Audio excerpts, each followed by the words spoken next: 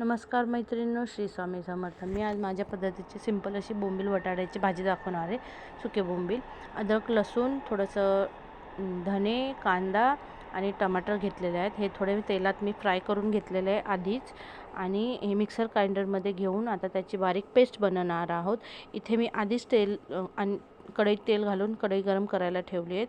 हे माझे घरचे बनवलेले मसाले आहेत. यात तिखट, गरम मसाला आणि थोडासा चाट मसाला थोडासा नावाला घेतलेला आहे आणि ते मी तेलात घालून घेतलं आहे. त्याला थोडं सोटे केलेलं आहे. मग अद्रक, लसूण वगैरे तो सगळं जी आपली पेस्ट होती ते थोडंसं सोटे करून घ्यायचं आहे. थोडंसं चांगलं भाजून घ्यायचं आहे, कारण बोंबील मग ते थोडंसं वेगळी टेस्ट येते म्हणून चांगलं भाजून घ्यायचं आहे. हवं तर थोडंसं झाकून घ्यायचं, मग ते सगळं पाणी आटलं ना की ते छान भाजलं जातं.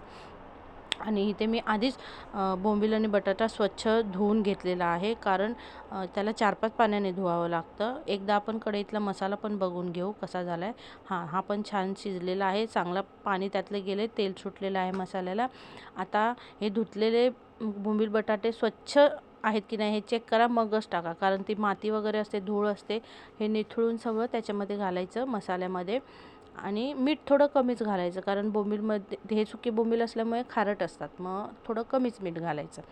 आणि बटाटे धुवून वगैरे स्वच्छ टाकलं की हे थोडंसं सॉटे करून घ्यायचं. हे सॉटे करून घेतलं हे असं दिसलं पाहिजे आणि मग झाकून घ्यायचं. झाकल्यानंतर 5 मिनिटांनी काढायचं. शिजलं आहे का बघायचं.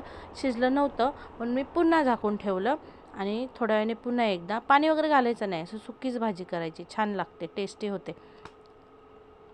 बघा अशी छान दिसेल. मग मी लगेच चपाती पण करून घ्यायचं ठरवलं, कारण माझ्या तनूला भूक लागली होती. मग गरम गरम असलं की पोटभर जेवते ती, टेन्शन नसतं तिला, नाही तर तिला मस्का लावावा लागतो.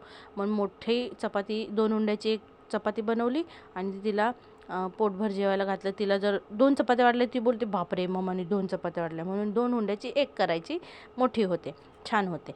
लाईक करा, शेअर करा. तिला जेवायला वाढलं मी.